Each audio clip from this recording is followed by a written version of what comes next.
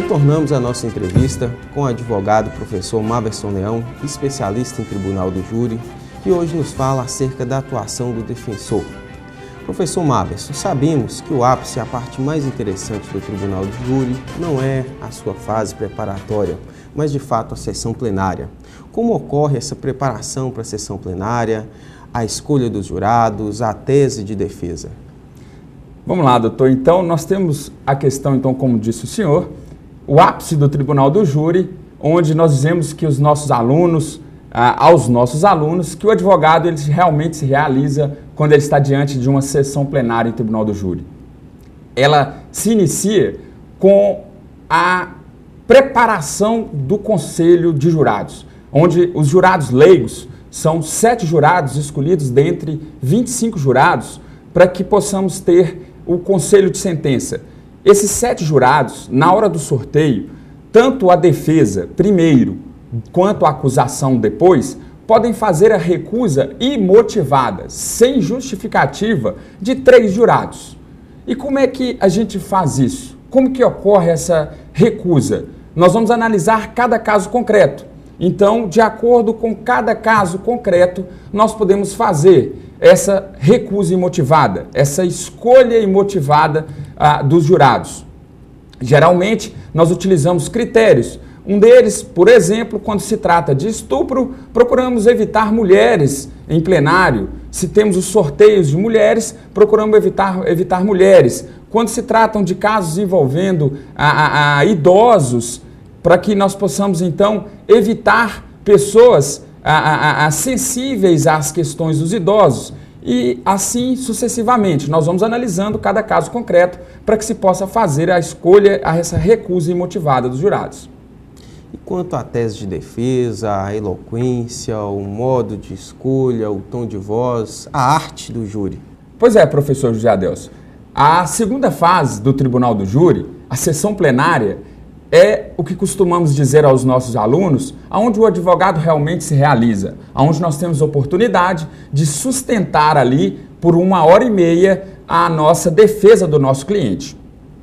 E aí é onde nós vamos então aplicar toda a questão voltada ao convencimento dos jurados, ao convencimento dos juízes leigos, os juízes de fato que estão ali para apreciar o caso concreto e julgar o cidadão do povo. Nós temos então a questão da oratória. Ela tem que ser uma oratória limpa, uma oratória onde os jurados conseguem concatenar aquele entendimento feito através da narração dos fatos e as ideias propostas em teses defensivas. Nós temos um manual, nós temos do doutrinador Maurice Garçon, ele traz para a gente no seu manual de tribunal do júri, nós temos a questão da divisão em 4 pontos básicos, a chamada o exórdio, a narração, a discussão, a digressão e a peroração. O que seria o exórdio? Nós temos então aquela introdução, quando nós fizemos então os cumprimentos, quando nós iniciamos a nossa fala cumprimentando nessa ordem. Primeiro, o juiz presidente, o juiz então de direito, presidente daquela sessão plenária, fazendo os cumprimentos e logo após o Ministério Público e em sequência os serventuários da Justiça, a Polícia Militar, as pessoas que estão em plenário, o réu, a Polícia Militar, já disse, e, por último, com não menos importantes, mas para que eles já tenham a sua atenção, os jurados. Nós passamos, então, de preferência nominalmente, vamos cumprimentando cada um dos juízes de fato, para que possamos, então, iniciar o segundo ponto, a chamada narração. Nós temos um detalhe muito importante, que não pode ser esquecido, que não se deve abusar nos cumprimentos com falsas elogios, quando não se tem conhecimento da pessoa, do juiz ou do promotor. Então evite esses falsos elogios quando não se tem a intimidade necessária com esse profissional. Se atenha realmente à verdade quando você estivesse proferindo aos simples cumprimentos. A narração, então, o segundo tópico previsto, nós temos então a narração dos fatos. Nós vamos fazer a narração dos fatos concatenada, logicamente, de acordo com fato pós-fato, para que nós possamos mostrar depois, através do segundo ponto, chamado discussão, a situação, então, da concatenação com o tecer mesmo das teses defensivas, junto com o exposto através da narração. Num terceiro momento, nós vamos tratar da chamada, José Adelso, digressão. A digressão, aonde nós vamos utilizar umas histórias do dia a dia, do cotidiano, histórias, casos concretos, exemplos de vida, mas lembrando também, não se deve abusar, isso não deve passar de um mero momento de relaxamento, entre aspas, um momento de descanso da questão realmente técnica, fática, processual. Nós vamos então só desviar um pouco a atenção dos jurados para que ela descanse por certo momento. E que nunca essas histórias elas devam fugir do tema. Elas têm que sim fazer parte da situação, então, do enredo da história completa. E por último, a chamada peroração.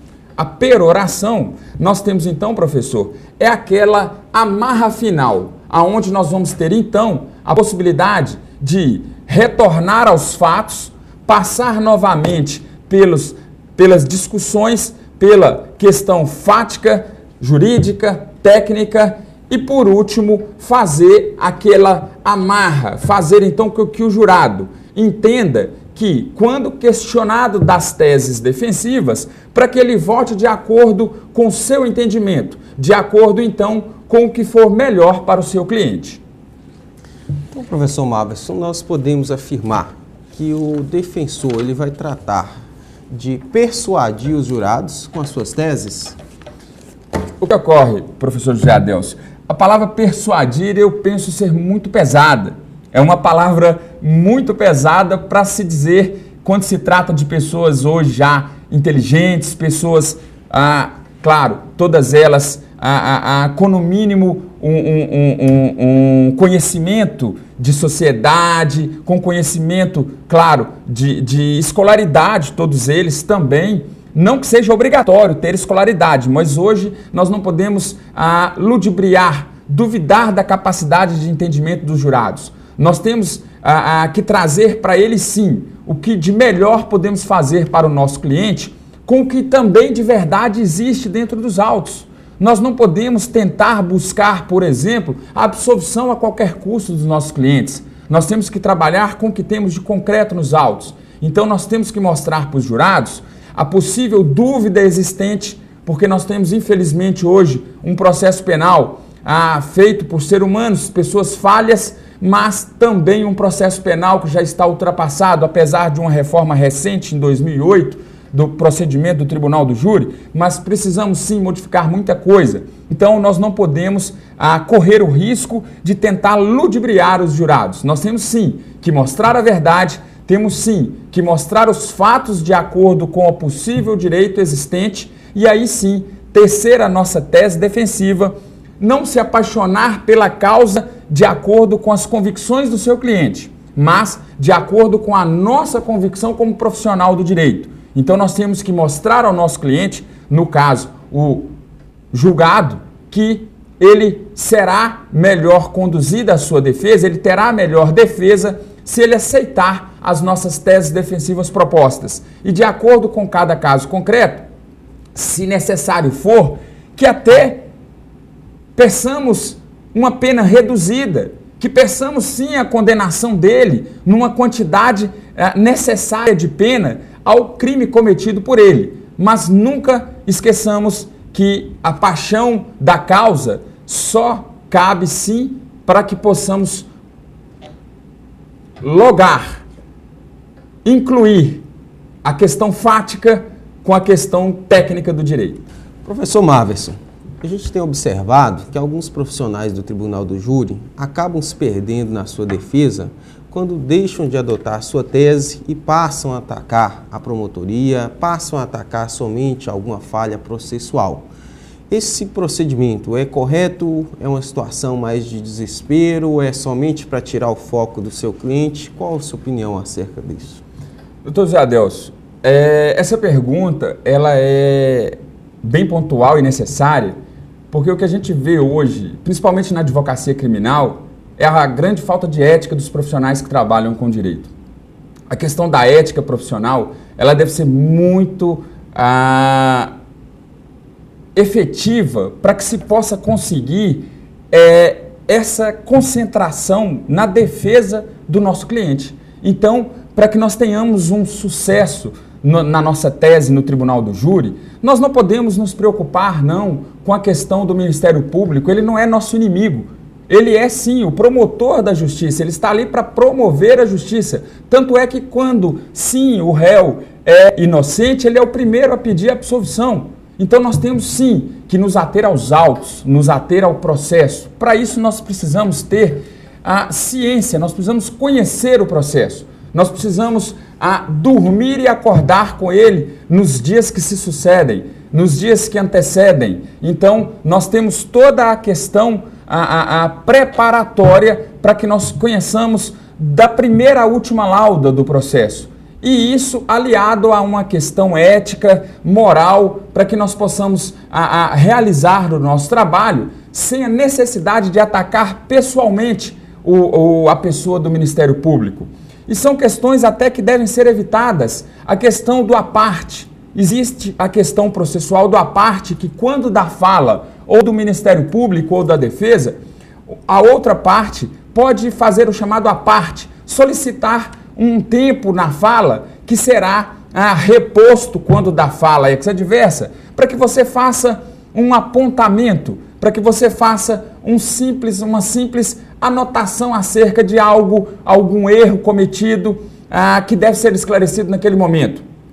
Mas eu acredito também que não se deve fazer uso desregradamente desse instituto, do à parte. Nós devemos sim deixar o promotor falar, ele tem todo o seu tempo necessário para desenvolver a sua tese de acusação e nós teremos o mesmo tempo para que possamos também sustentar a nossa fala. Então vamos sim ater a cada ponto necessário para que seja rebatido dentro do processo, dentro das questões fáticas e não nas questões pessoais. Nós estamos ali como profissionais do direito, nós temos que nos respeitar, nós temos que respeitar o público, nós temos que respeitar os jurados, respeitar a figura do réu e para que nosso trabalho seja um trabalho salutar, nosso trabalho seja um trabalho, frutífero, para que você não fique antipatizado perante os jurados. E assim conseguimos sempre sustentar a nossa defesa.